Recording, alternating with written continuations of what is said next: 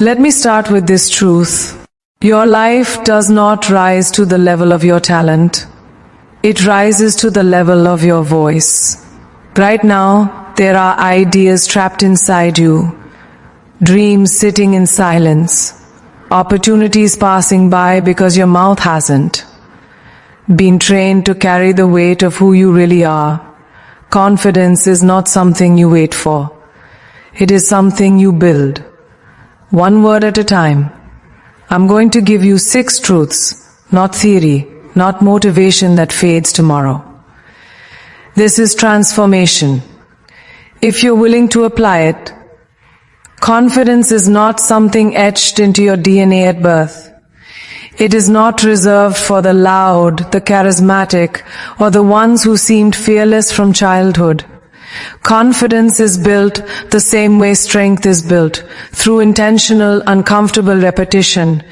Every confident speaker you admire once stumbled over words, doubted themselves, and felt the same tightness in their chest that you feel now. The difference is not who they are. The difference is what they chose to practice. When you label confidence as a personality trait, you give yourself permission to quit before you start. But when you understand it as a skill, everything changes. Skills can be trained. Skills can be refined. Skills respond to effort. The moment you accept this truth, you take back power that fear has been borrowing from you for too long. Most people confuse confidence with comfort. They think confident people feel calm, relaxed, and ready before they speak. That's a lie. Confidence is not the absence of fear. It's the ability to act despite it. Skills are developed in tension, not ease. Athletes don't grow in comfort zones. Musicians don't master instruments by avoiding difficult pieces. Speakers don't become confident by staying silent. Your voice strengthens when you put it under pressure.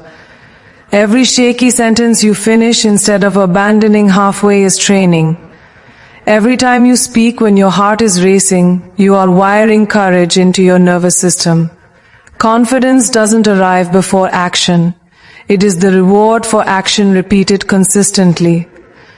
When you say, "That's just not who I am," what you're really saying is, "I haven't practiced enough yet, and that's okay." But don't confuse lack of practice with lack of potential.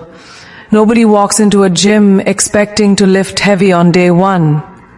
Yet people expect themselves to speak powerfully without training their voice, their clarity, or their delivery. That expectation is unfair and unrealistic. Confidence grows in stages. First, you speak awkwardly. Then you speak clearly. Then you speak boldly. Each stage is necessary. Skipping stages doesn't make you confident, it makes you silent. And silence is not safety, it's stagnation. A skill grows when it's used consistently, not occasionally. Speaking confidently is no different. You don't wait for big moments to practice. You train in small ones. You speak up in meetings. You articulate your thoughts instead of letting others interrupt you. You explain ideas fully instead of cutting yourself short. These moments seem small, but they compound. Every repetition tells your brain, "I can handle this." Over time, your body stops treating speaking as a threat and starts treating it as normal. That's when confidence begins to feel natural. Not because it always was, but because you earned it through repetition. Many people believe confidence should feel good immediately. But skills often feel uncomfortable before they feel empowering. When you're learning to speak with authority, there will be moments where your voice sounds unfamiliar, where you hear yourself and think, "Who do I think I am?" That discomfort is growth announcing itself. You are stepping into a version of yourself your nervous system hasn't met yet. Stay there, don't retreat. The more time you spend in that space, the more familiar it becomes. What once felt forced becomes fluid. What once felt scary becomes standard. That's how skills evolve. through patience, persistence, and tolerance for discomfort. Here's the truth most people never hear. Confidence is not about sounding perfect. It's about being willing to be seen while imperfect. When you wait to speak until you're flawless, you'll wait forever. Confident speakers allow themselves to be human.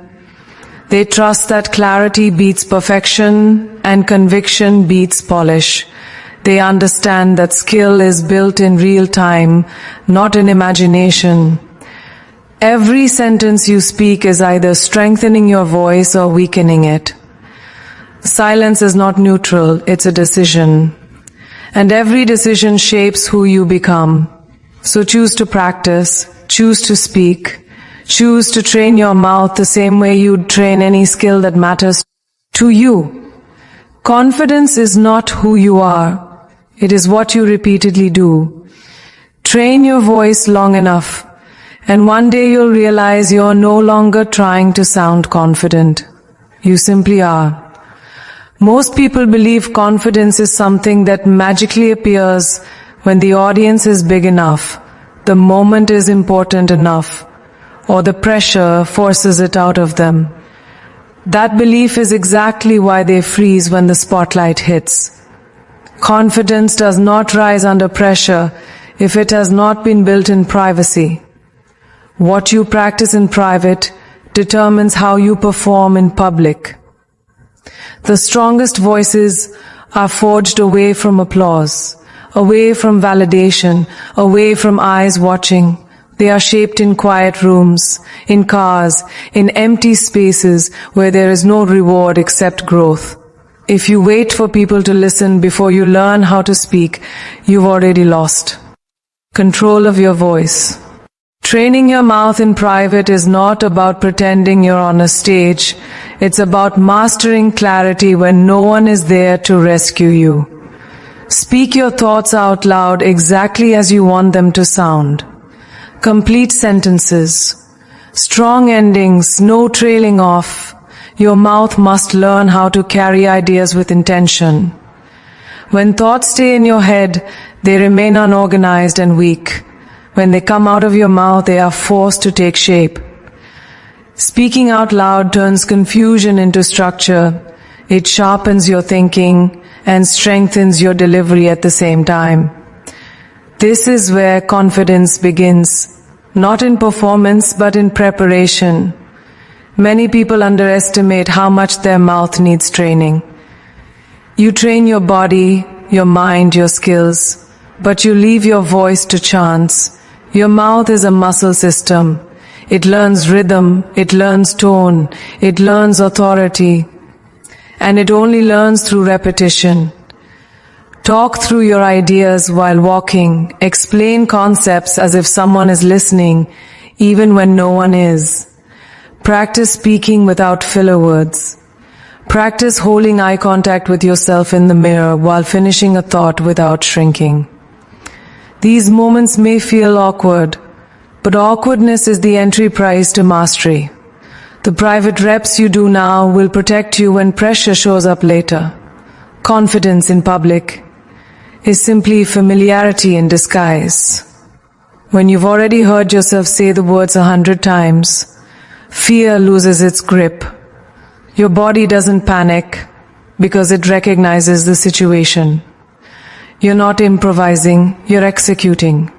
People who appear naturally confident are rarely natural at all. They are familiar with their voice, familiar with their message, familiar with the feeling of speaking clearly and standing by their words. That familiarity is built when no one is watching. The world sees the result, not the repetition that it possible. There is a deeper level to private training that most people avoid: honesty. When you speak alone, you hear the truth in your voice. You hear hesitation, you hear doubt, you hear uncertainty, and instead of hiding from it, you confront it. You adjust your tone, you strengthen your delivery, you repeat the sentence until it sounds like you mean it. This process builds alignment between your thoughts and your voice. When your mouth and your mind are in sync, confidence follows naturally. Not because you're pretending, but because you've eliminated internal conflict. Waiting for an audience to validate your voice gives your power away. Training in private gives it back to you. It allows you to walk into any room already grounded, already prepared, already confident in your ability to communicate. You don't need permission to speak when you've done the work.